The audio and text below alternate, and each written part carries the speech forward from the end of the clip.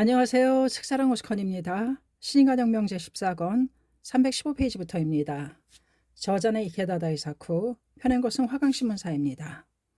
신생이란 도단하기 시작한 새싹의 시대다. 풍서를 극복한 상가하크의 미래에는 희망찬 푸른 하늘이 펼쳐져 있었다. 그 한없는 미래를 향해 야마토 신씨는 새로운 행보를 가면히 개시했다. 신씨는 30년 앞을 21세기를 응시했다. 5월 3일에 열린 본부총회로부터 2주일 정도 지났을 무렵 신씨는 각 매스컴의 요청에 응해 창가학회와 공명당 간의 근무관계 등에 대해 기자회견을 가졌다. 질문 중에는 학회를 야유하는 듯한 짓궂은 질문도 있었다. 그 자리에서 신씨는 기자들에게 선언했다. 학회가 어떻게 되는지 21세기를 봐주십시오. 사회에 크게 공헌하는 인재가 반드시 잇따라 육성될 것입니다. 그때가 나의 승부입니다. 신씨는 결의 한 터였다. 21세기를 평화의 세계로 만들고 생명의 세계로 만들기 위해 내 손으로 진정한 인재를 육성하자. 진정한 제자를 만들자. 광선유포가 불의 불칙인 이상 내 기대를 생명으로 받아들여 후계로서 사명을 장악하고 21세기를 위해 일어설 참된 제자가 반드시 나타날 것이다. 신씨는 이렇게 확신했다. 그렇지만 아무것도 하지 않으면 인간은 육성되지 않는다. 사람을 육성하기 위해서는 혼을 촉발해 사명의 종자가 움트도록 해야 한다. 그리고 20년, 30년을 강한 인내를 가지고 혼신의 힘을 계속해서 쏟는 것 외에 다른 길은 없다. 신씨는 이제까지 미래를 위해 인재의 흐름을 만들기 위해 고등부를 비롯해 중등부, 소년부를 결성하고 미래를 위한 포석으로 해왔다. 그리고 고등부에는 핵이 될 인재 그룹을 만들어 직접 신씨 자신이 어서 강인을 중심으로 육성하고 훈련시켰다. 봉수회였다. 각 방면에 결성된 이 봉수회는 길을 거듭하며 여러 분야에서 인재를 배출했다. 그리고 고등부를 졸업한 후에도 그 세대의 중액으로 육성되었다. 21세기를 전망할 때 더욱 젊은 세대의 중액이 될 인재를 지금 육성해야 한다고 생각했다. 그래서 고등부, 중등부, 소년소녀부의 각 부서장들, 소년소녀부의 각 부서장들과 상의해 각 부에서 인선한 대표 멤버들과 연수회를 갖기로 했다. 1970년 6월 27일이었다. 야마토 신씨는 하코네 연수원에서 고등부, 중등부, 소년소녀부 대표들이 도착하기를 기다리고 있었다. 신씨의 몸은 아직 정상적인 상태가 아니었다. 5월에도 6월에도 해합 참석은 본부 간부의 등으로 한정하고 되도록 제한해왔다. 그러나 다른 일은 뒤로 미루더라도 미래에 대한 포석을 위해 소중고의 각 대표들과 만나야 한다고 생각했다. 아니, 이 미래에서 온 사자들과 만나는 것을 최고 최대의 즐거움으로 삼았다. 저녁 때 수도권 멤버 60명이 연수를 위해 버스를 타고 도착했다. 곧바로 식당에서 신씨와 함께 저녁 식사를 시작했다. 메뉴는 카레라이스다. 나이가 많다 해도 17살인 고교 2학년생이었고 가장 어린 학생은 10살인 초등학교 4학년생이었다. 기다리고 있었단다. 자, 어서 들자.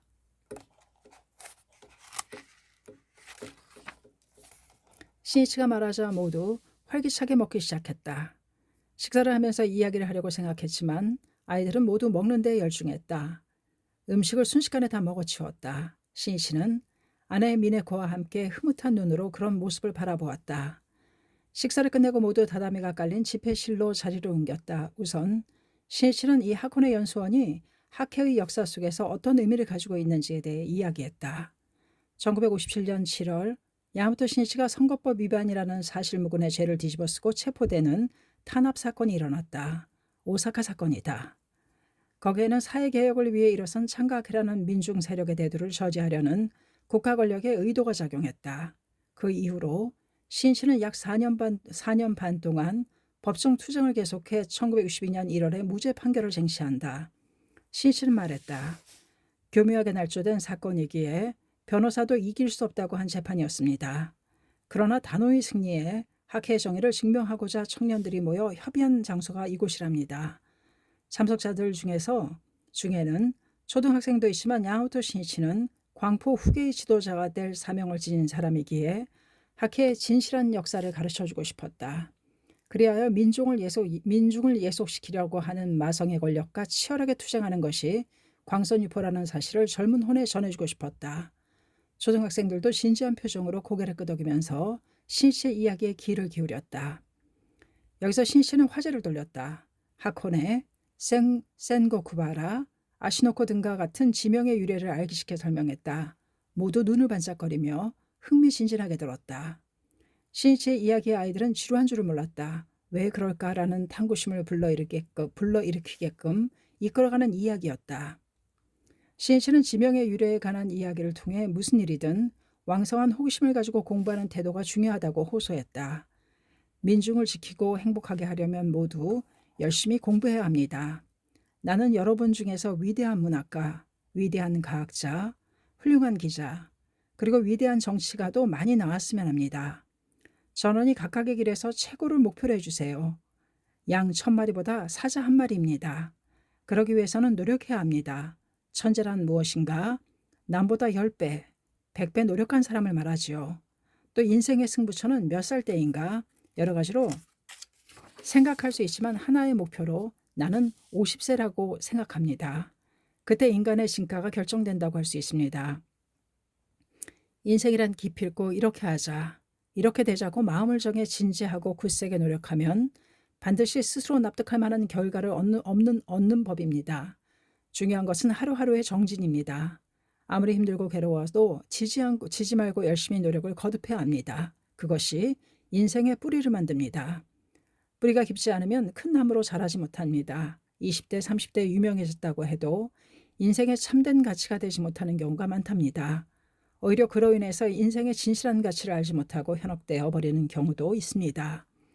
인생을 어떻게 살아가야 하는가라는 이야기였다. 학교에서는 거의 듣지 못하는 테마일 것이다.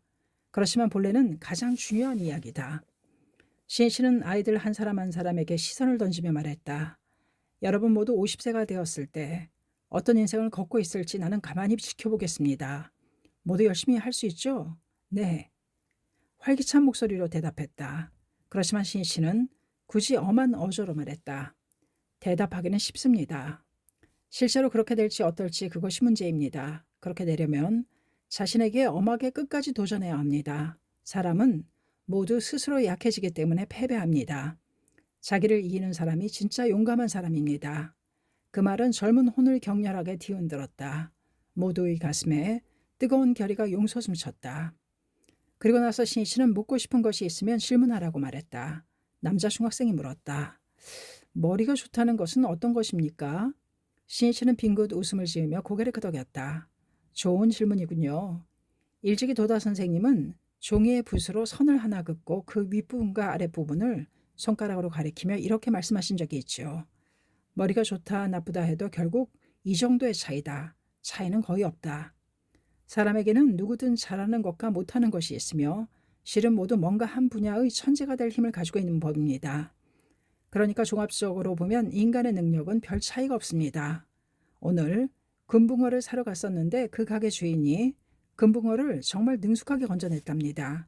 나는 대단하구나라고 생각했지요. 앞으로 불꽃놀이를 할 텐데 불꽃을 잘 쏘아 올리는 전문가도 있습니다.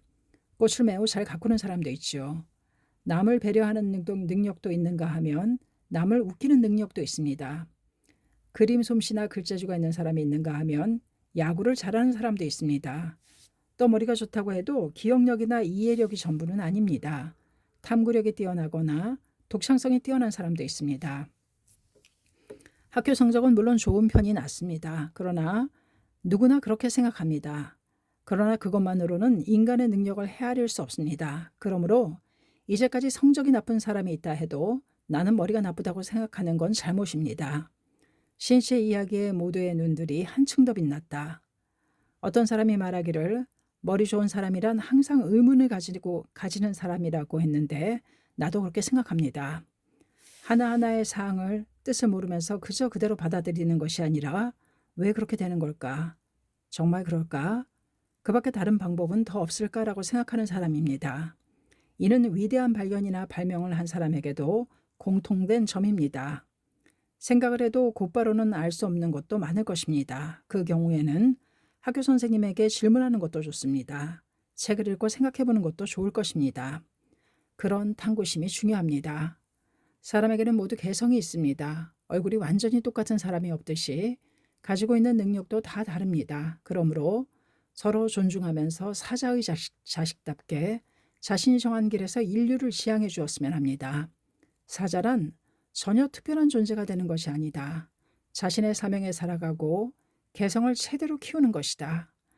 이 세상에 태어났다는 건 존귀한 사명을 가지고 있다는 뜻입니다. 사명이 없는 사람은 없습니다. 미래로 옹비할 사명을 자각하고 노력을 거듭했을 때 재능의 싹은 급속히 자랍니다. 여러분에게는 21세기의 광선유포를 담당할 귀중한 사명이 있습니다. 그 사명을 정말로 자각한다면 능력이 개발되지 않을 리가 없습니다. 최고의 힘을 발휘할 수 있습니다. 더구나 무한한 지혜를 용연할 수 있는 본尊님을 수지하지 않았습니까? 모두 자신감을 얻었는지 얼굴이 밝아졌다. 이번에는 여자 중학생이 질문했다. 저는 장래 세계 평화에 공헌하는 사람이 되고 싶습니다. 그러려면 지금 무엇을 해야 합니까? 신실은 다개진 마음이 기뻤다. 미소를 머금으며 말하기 시작했다. 우선 세계 평화를 평생 자신의 사명이라고 정하고 신심을 관찰하는 것입니다. 인류의 평화를 실현하는 근본적인 길은 생명의 존엄을 설에 밝힌 불법밖에 없기 때문입니다. 그러니까 지금은 열심히 신심에 힘쓰고 교학도 공부해 불법을 깊이 확신하는 것이 필요합니다. 또 이상을 실현하려면 건강해야 합니다. 따라서 몸을 튼튼하게 단련해야 합니다. 나는 몸이 약했기 때문에 건강이 소중하다는 것을 남보다 더 잘합니다. 그리고 공부입니다. 실제로 평화에 공헌할 경우 어떤 분야의 전문적인 지식이나 기능이 필요합니다.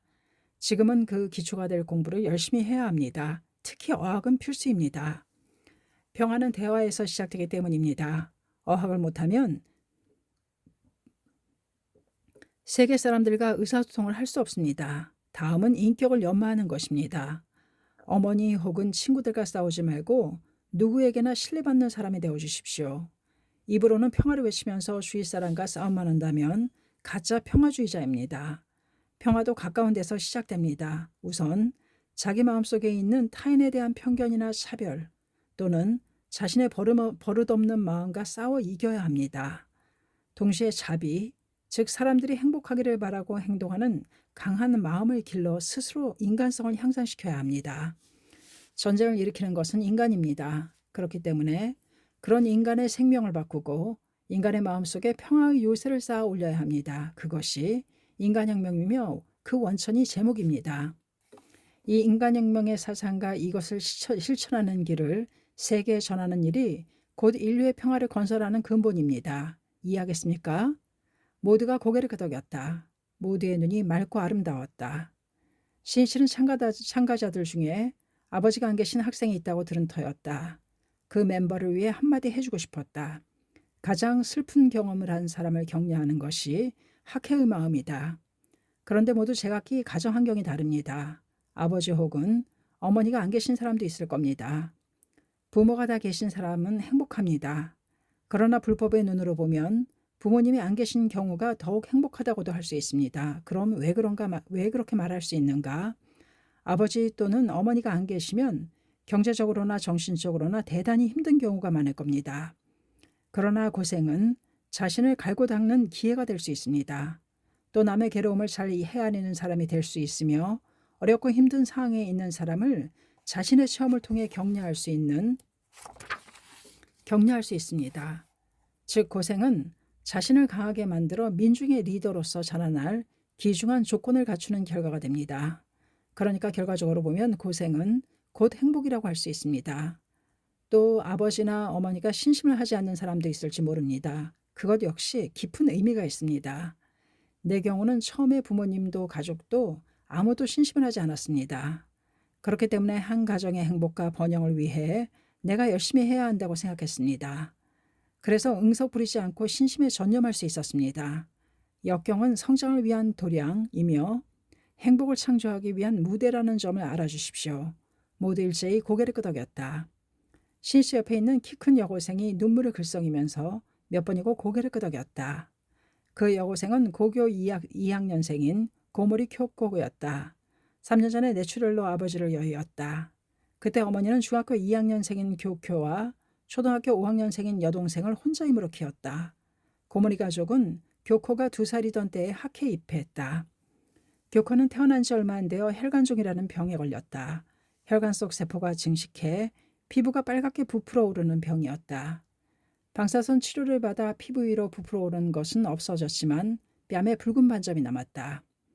그런 시기에 이웃집 학회원에게서 불법 이야기를 들은 어머니가 신심을 시작했다.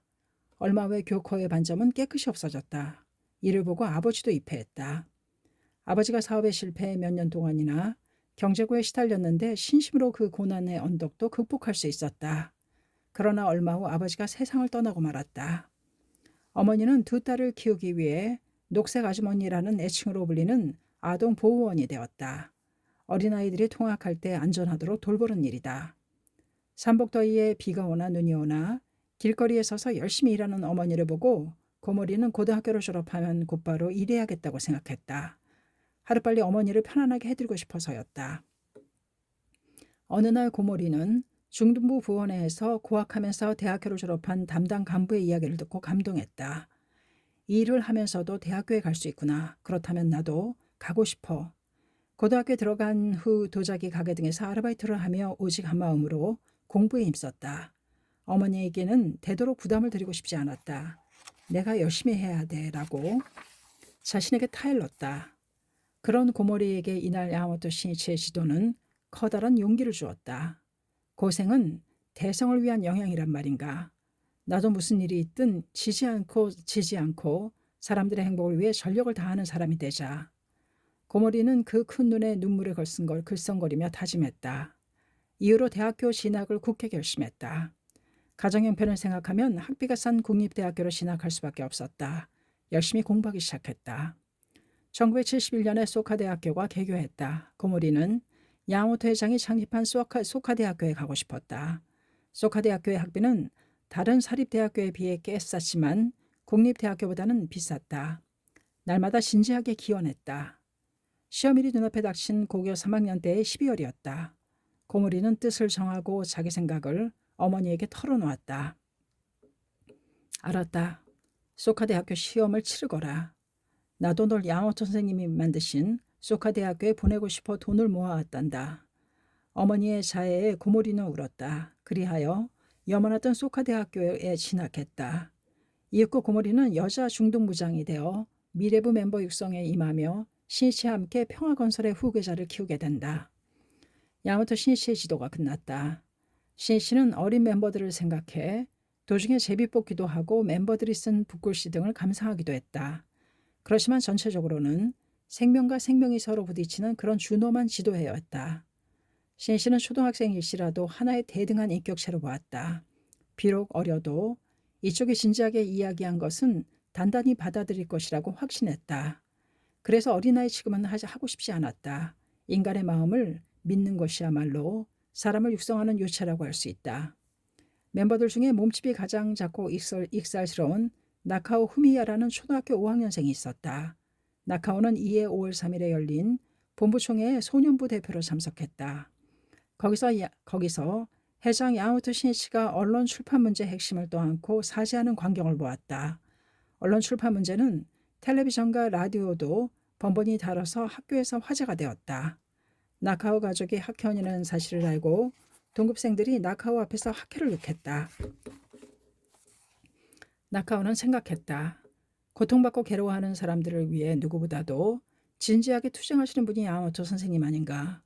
그런데도 본부총회에서 사죄하는 야마모토 회장을 보니 분해서 견딜 수 없었다. 이건 분명히 이상해. 나는 학회 정의를 사회에 호소하고야 말겠어. 나카오는 어린 마음에 그렇게 결심했다. 그렇지만 그러기 위해 무엇을 해야 좋을지 몰랐다. 그러나 전원이 각각의 길에서 최고를 목표로 해주세요. 양 1000마리보다 사자 1마리입니다. 라는 신이치의 말에 눈앞이 확 트이는 듯했다. 또 온 생명력을 쏟아 넣는 듯한 신이치의 결사적인 지도를 접하고 온몸에 전류가 흐르는 듯했다. 힘을 기르자. 공부다. 공부하는 거야. 이날 신이치와의 만남은 나카오에게 생의 원점이 되었다. 나카오는 소년부 담당 간부에게서 지도를 받으며 열심히 공부에 전념해 소카 중학교에 입학한 후 소카 고등학교를 거쳐 교토대학교에서 공부하게 된다. 그리하여 학회 본부의 직원이 되어 강선유포의 언론투사로 성장하게 된다. 이야기를 끝난 야마모토 신씨는 미소를 지으며 말했다. 이것으로 어려운 이야기는 끝났습니다. 자, 밖에 나가 함께 불꽃놀이를 합시다. 즐겁게 놀아요. 자유롭게 하세요. 신씨가 일어서려 할 때 몸이 기우뚱했다. 몸에 열이 났다. 곁에 있던 고등부들이 부축했다. 동행한 간부가 신씨에게 말했다. 선생님, 밤이슬은 건강에 해롭습니다. 방에 계셔야 합니다. 괜찮아요. 모두와 함께 있고 싶으니까. 인간을 육성하려면 생명을 깎는 듯한 고생은 각오해야 한다. 밖에 나가자. 아이들의 환성을 올렸다. 넓디 넓은 뜰이 있고 그 저편에 연이어져 있는 검은 산들이 보였다. 그리고 하늘에는 별이 빛났다. 신씨도 대나무 막대기를 지팡이 삼아 밖으로 나왔다. 신씨의 곁에서 함께 불꽃놀이를 하는 아이가 있는가 하면 친구들끼리 어울려 불꽃놀이를 즐기는 아이도 있었다. 신씨는 가까이 있는 아이들에게 말을 건네며 집안 상황들을 물었다. 부모님이 신심을 그다지 강성하게 하지 않는다는 이야기를 듣고 신씨는 말했다. 그래, 어려운 상황이구나. 그렇지만 그런 만큼 내가 열심히 신심에 힘쓰면 된단다. 큰 난로가 하나 있으면 방 전체가 따뜻하지. 마찬가지로 내가 열심히 노력하면 그 복운으로 부모님을 포용할 수 있단다. 그러니까 너는 절대로 태전해서는 안 된다. 약속하자꾸나. 좋아. 새끼손가락을 거는 거야. 그리고 신씨는 부모님에게 드리라고 선물을 건넸다. 별이 총총 떠있는 밤하늘을 보며 우주에 가고 싶다라고 말하는 초등학생 여자아이와도 대화를 나누었다. 우주라고? 나도 가고 싶구나. 그렇지만 불법은 자기 자신이 바로 우주라고 설했단다. 그리고 나서 소녀의 머리를 가리키며 설명했다. 머리는 둥그렇지. 이것은 하늘을 나타내고 머리카락은 무수한 별, 두 눈은 태양과 달이고 눈을 뜨기도 하고 감기도 하는 건 낮과 밤, 눈썹은 북두실성이란다. 코로 내쉬는 숨은 산골짜기의 바람이고 12개의 큰 관절은 1년이 12개월임을 나타내며 작은 관절은 1년의 하루하루를 나타내지. 또 몸에 흐르는 혈관은 강이란다. 굵은 것은 큰 강, 모세혈관은 작은 강이지. 다시 말해서 내가 곧 하나의 우주요. 내 생명 속에 행복의 대궁전도 있단다. 그 속으로 들어가기 위한 신심이지. 또 불꽃놀이를 보면서 가까이 있는 아이들에게 말했다. 불꽃이 아름답구나. 그런데 화려해도 한순간으로 끝나버리지. 매스컴이나 연예계에서 인기가 있는 사람을 보며 좋겠구나라고 생각할지도 모르지만 그건 불꽃처럼 한순간에 지나지 않는 것이란다. 중요한 것은 무슨 일이 있어도 무너지지 않는 자기 자신을 만드는 것이다. 그것이 신심을 하는 의미이기도 하단다.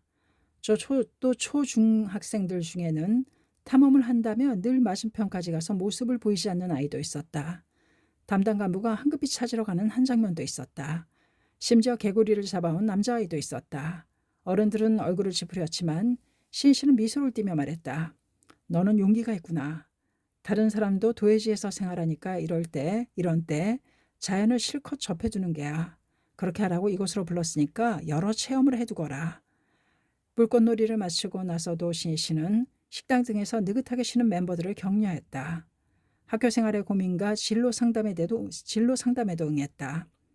신씨는 한 사람 한 사람과 말을 주고받으며 모두를 생명의 각인해 두고 싶었다.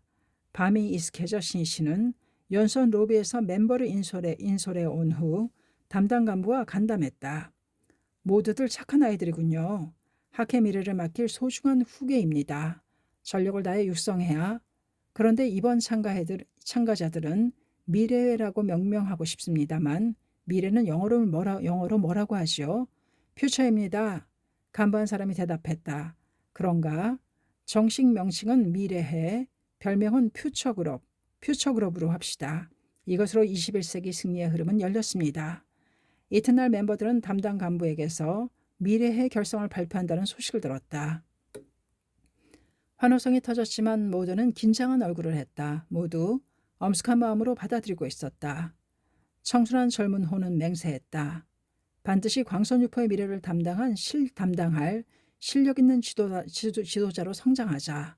사람들의 행복과 평화를 위해 진력하는 사람이 되자. 이는 광선유포를 위해 아버지와 자식이 함께 떠나는 여행길이 되었다. 멤버들은 오전 중에 아시노코 등을 견학하고 나서 오후에 연수원을 떠났다. 신씨는 미래해의 봉추들을 믿었다. 확신했다. 이 아이들은 분명 사명의 바통을 이어받아 21세기를 인간주의 세계로 만들고자 일어서 줄 것이다. 나는 젊은 후계자를 위해 인생의 모든 것을 바칠 마음으로 힘껏 길을 개척하겠다. 신이치는 이 멤버들을 도쿄 미래의 제1기로 하여 2기, 3기로 계속해서 결성해야겠다고 생각했다. 또 도쿄뿐만 아니라 전국 각지의 미래를 결성하여 인재 육성에 장대한 흐름을 만들자고 결의했다. 다음 달 7월 23일에는 가나가와현 미사키에서 신이치가 참석해 도쿄 미래의 제2기 결성식과 연수회를 개최했다. 그리고 9월 1일에는 간사이에서, 10월 18일에는 규슈에서, 해가 바뀌어 1971년에는 주부, 교토, 시코쿠, 주코쿠, 홋카이도, 도호쿠 이렇게 잇따라 전국의 미래회를 결성했다. 그리고 5월 3일에는 세이쿄 신문사에서 제1회 전국 미래회를 열었다. 1971년 5월 5.3은 도다 조세이의 해장 취임 20주년에 해당하는 뜻깊은 날이었다. 또 정확히 30년 후에는 신세기를 개막하는 2001년이 된다. 그러므로 신이치는 이날이야말로 21세기 광선유포를 위탁할 후계자의 출발에 가장 잘 어울리는 날이라고 생각했다. 신이치의 기대는 한없이 컸다. 한편 해마다 5월 3일에 열린 본부총회는 이해부터 주로 가을에 실시하게끔 되었다. 전국 미래회가 열리는 당일 야마토 신이치는 아침 일찍 눈을 떴다. 멤버들이 전국에서 모여들 것을 생각하니 좀처럼 잠을 이룰 수 없었다.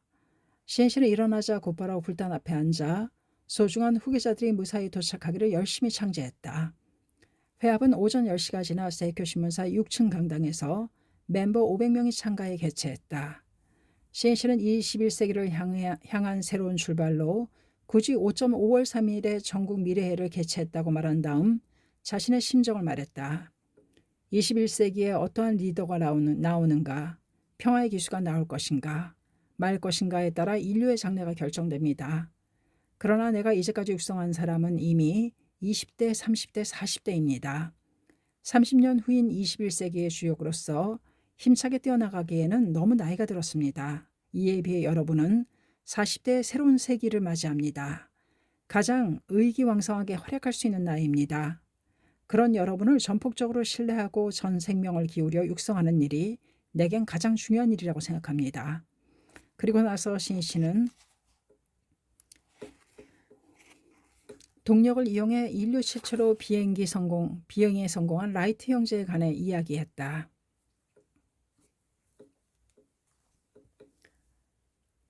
신인간혁명 제14권 338페이지까지였습니다.